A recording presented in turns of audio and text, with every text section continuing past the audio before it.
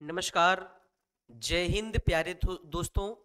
स्वागत करता हूं मैं आप सभी लोगों का यूपी क्लासेस प्रयागराज के इस ऑनलाइन प्लेटफॉर्म पर। प्यारे साथी, जैसा कि आप सभी को पता होना चाहिए कि एसएससी सीपीओ 2024 का नोटिफिकेशन आउट हो चुका है। वीडियो आपकी थोड़ी लेट से बन रही है। कारण प्यारे दोस्त ये था कि मेरा स्वास्थ्य ठीक नहीं था, जिस कारण से मैं आप सभी को वीडियो नहीं ला पाया पहले। प्यारे साथी, जैसा कि मोटा मोटा मैं आपको इस थंबनेल के माध्यम से बताना चाहूंगा कि एसएससी सीपीओ के द्वारा जो नोटिफिकेशन आउट हुआ है उसमें कुल वैकेंसी 4187 है। फॉर्म डेट क्या है, एज मतलब कि क्या हम फॉर्म भर सकते हैं, एज मिनिमम और प्यारे साथी मैक्सिमम, काउंटिंग डेट कब से है एज की वो भी मैं आपको बताऊंगा। और फिजिकल में जहां पे दो फिजिकल होते हैं, एक पीएसटी दूसरा पीईटी, फिजिकल इंड्योरेंस टेस्ट और फिजिकल स्टैंडर्ड टेस्ट, दोनों के बारे में बताऊंगा। आइए शुरुआत करते हैं प्यारे साथी आज के अपने सेशन की। सबसे पहले आप सबको मालूम होना चाहिए कि एसएससी के द्वारा 3 प्रकार के एग्जाम कंडक्ट करवाए जाते हैं। जहां पे पहला प्रकार है प्यारे साथी मैट्रिक लेवल, जहां पे अगर आपकी योग्यता 10th पास है तो जीडी और एमटीएस को फिल कर पाएंगे। लेकिन हम बात करने वाले हैं प्यारे साथी आपका सीपीओ, जो ग्रेजुएशन, जो प्यारे साथी आपकी ग्रेजुएट लेवल की वैकेंसी है। और इस सीपीओ के माध्यम से आप प्यारे साथी सब इंस्पेक्टर ही बनेंगे, चाहे फिर दिल्ली पुलिस में सब इंस्पेक्टर बनेंगे या फिर central armed police forces line में, जिसमें SSF, CRPF, CISF, BSF, ITBP, इन सभी में आप सभी को एसआई बनने का बहुत सुनहरा मौका मिलता है। तो प्यारे साथी, आप पहली चीज तो अगर आपका ग्रेजुएशन कंप्लीट है तभी आप इन फॉर्म को अप्लाई कर पाएंगे। तो आइए विधिवत रूप से जानते हैं एसएससी सीपीओ है क्या। ठीक है, चलिए ज्यादा लंबा वीडियो नहीं करूंगा, बस जल्दी से आप सबके सामने छोटा सा एक वीडियो में क्लिप के माध्यम से मैं आपको बताने की कोशिश करता हूं। प्यारे साथी, एसएससी सीपीओ एग्जाम पूर्ण नाम सेंट्रल पुलिस ऑर्गेनाइजेशन, केंद्रीय स्तर पर पुलिस बल, केंद्रीय पुलिस बल। आप केंद्रों में एसआई बनेंगे प्यारे साथी, सब इंस्पेक्टर बनेंगे, दरोगा बनेंगे, है ना। चलिए, अब दरोगा बनेंगे भाई किसमें सीआईएसएफ में भी, बीएसएफ, सीआरपीएफ, एसएसएफ और आईटीबीपी।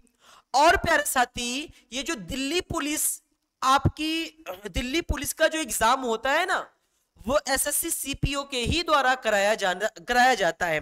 तो सबसे पहले मैं आपको यह बता देता हूं कि इस बार जो आपकी पद है, जिसमें सेंट्रल आर्म्ड पुलिस फोर्स में एसआई, दरोगा में यानी CISF, BSF, CRPF, SSB, ITBP में कुल पद कितने आए हैं इस बार? तो 4001। ये आपके इन पांचों प्यारे साथी पांचों पुलिस फोर्सेस लाइन में कुल पद 4001 हैं। और दिल्ली पुलिस में प्यारे साथी कुल कितने पद आए हैं इस बार? 186 पद। अगर प्यारे मित्र आप इन दोनों को काउंट करेंगे, 4001, 4001, एक मिनट, 4001 और 186 काउंट करेंगे प्यारे साथी, तो यहां पे हो जाएगा 4187। यही आपका कुल पद है। इस बार एसएससी सीपीओ के द्वारा जो पद लाया गया है वो कुल इतना लाया गया है। तो यहां तक आप सभी लोगों को चीजें क्लियर हो गई होगी कि सर जी दिल्ली पुलिस के लिए इस बार कुल कितने पद हैं, और CISF, BSF, CRPF, SSB, ITBP में कुल कितने पद हैं? 4001। कुल कितने हो गए? 4187। ठीक है प्यारे साथी, चलिए अब मैं बात कर लेता हूं आयु सीमा की, कि सर इसमें आयु सीमा, अभी इसको मैं बाद में बात करूंगा, पहले मैं बात कर लेता हूं प्यारे साथी आयु सीमा। आयु सीमा मैं बताने वाला हूं, आप सभी प्यारे साथी यहां पर ध्यान से समझेंगे कि भाई आयु सीमा होगी क्या। यहां पे मैं एक डेट और लिख दे रहा हूं, 1 अगस्त 2024। अब मैंने ये क्यों लिखा है, इस चीज को थोड़ा सा आप ध्यान देंगे तो चीजें आपको क्लियर हो जाएंगी कि क्या सर बहुत कमेंट आते हैं कि क्या सर जी मैं फॉर्म भर सकता हूं कि नहीं भर सकता हूं। पहला चीज तो यही है, आप ग्रेजुएशन आपका कंप्लीट नहीं है तो फॉर्म नहीं भर पाएंगे। अब आइए आयु में हम बात कर लेते हैं, एज की बात कर लेता हूं। आयु प्यारे साथी, अगर आपकी आयु 20 से 25 वर्ष के मध्य है, 20 से 25 वर्ष के मध्य में आपकी आयु है, तो आप एसएससी सीपीओ का फॉर्म भर सकते हैं और एसआई बन भी सकते हैं प्यारे दोस्त। ठीक है, चलिए अब देखिए भाई, एक डेट मैंने लिया है 2 अगस्त 1999 में, और दूसरी डेट मैंने लिया है 1 अगस्त 2004। प्यारे साथी ये है क्या मित्र, आप याद रखिएगा, अगर आपकी जन्म, बॉर्न की मैं बात कर रहा हूं, अगर आपका बॉर्न जन्म इस तिथि के मध्य में है, इस तिथि के मध्य में है, तो आप फॉर्म भर सकते हैं, फॉर्म भर सकते हैं, फॉर्म भर सकते हैं। किस तिथि के मध्य में, यानी हमारा जन्म 2 अगस्त 1999 के पहले नहीं होना चाहिए, इस तिथि को होगा तो भर लेंगे। मेरा जन्म 1 अगस्त 2004 के बाद नहीं होना चाहिए, उससे पहले होगा, फॉर्म भर सकते हैं। अब बात आती है कि सर जी मेरा जन्म तो इसके पहले हुआ है, 1999 के पहले हुआ है और 2004 के बाद में हुआ है, तो भाई अगर आप SC ST से हैं, OBC से हैं, तो आपको आयु सीमा में छूट मिल जाती है। जहां पर SC ST वालों को 5 वर्षों की पूरी छूट, OBC वालों को 3 वर्षों की पूरी छूट। अब देखो 1999 है ना, अब यहां पे मैं आपको कह दे रहा हूं भाई कि SC ST वाला जो बंदा होगा, इसको पूरा का पूरा 5 वर्षों की छूट है, तो 1999 में 5 वर्ष माइनस करेंगे, कितना आएगा 1994, 1994, 1994, 1994। ठीक है, तो जिस भी SC ST शेड्यूल कास्ट और शेड्यूल ट्राइब्स वाले छात्रों का अगर प्यारे साथी डेट ऑफ बर्थ 1994 भी है, तो वो फॉर्म फिल कर पाएंगे, बिल्कुल कर पाएंगे भाई। अब SC ST वालों के लिए 1994 से लेकर 2004 के मध्य इनकी बॉर्न होनी चाहिए। ठीक है, अब वहीं पे OBC वालों को भी भाई यहां पे लिख दे रहा हूं मैं, है ना, नहीं तो वो शिकायत करेंगे कि सर जी आपने OBC को नहीं लिखा। तो OBC वालों के लिए 1999 में तो ये डाटा दिया गया है। अब 1999 में से आप 3 वर्ष माइनस करेंगे तो प्यारे साथी होगा कितना 1996। OBC वालों का बॉर्न 1996 से लेकर 2004 के मध्य होगा, तो भाई वो फॉर्म फिलअप कर पाएंगे। तो एज रिलैक्सेशन का भाई कारण यही है जो मैंने आपको बताया। ठीक है, चलिए उसके पहले मैं आप सभी लोगों को एक बार सिलेबस पे रूबरू करता हूं, सिलेबस पे रूबरू करता हूं। और सिलेबस है क्या, ध्यान देंगे थोड़ा सा।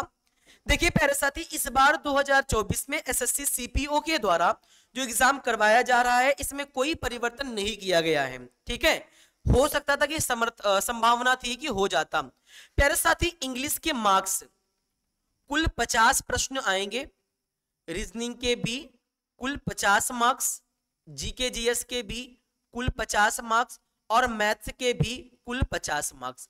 अगर आप इन चारों सब्जेक्ट में 50-50 मार्क्स को काउंट करेंगे तो आपका कुल कितना नंबर आ रहा है, तो आपके कुल 200 नंबर आ गए। सॉरी, हाँ 200 नंबर।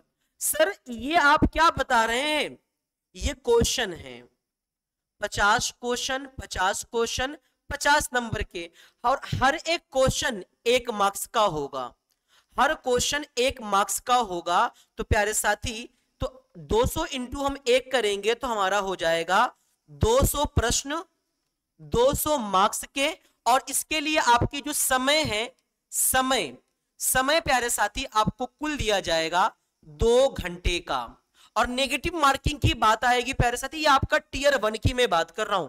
नेगेटिव मार्किंग 3 में 3 गलती पर 1 नंबर आपका माइनस होगा, यानी 1/3 की नेगेटिव मार्किंग है।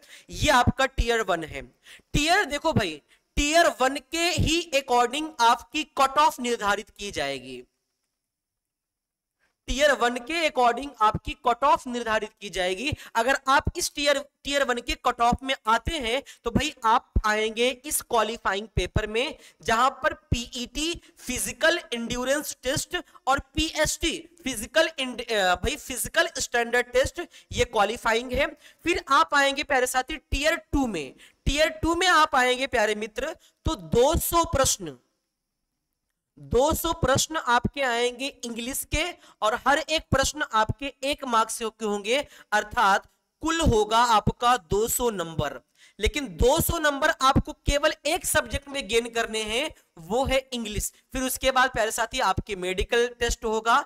मेडिकल में आप भाई पास आउट हो जाएंगे, मेडिकल में आप बिल्कुल फिट रहेंगे तो प्यारे साथी आप अंदर आ जाएंगे, आपका फाइनल सिलेक्शन हो जाएगा। सर जी ये नहीं समझ में आ रहा है फिजिकल एंड्योरेंस टेस्ट और फिजिकल स्टैंडर्ड टेस्ट, आइए मैं आप सभी लोगों को इसके बारे में बता दे रहा हूं। अब यह आपको आयु सीमा क्लियर हो जानी चाहिए अब, ठीक है। आइए प्यारे साथी पहले मैं बात करूंगी यहां पे पीएसटी की, फिजिकल स्टैंडर्ड टेस्ट।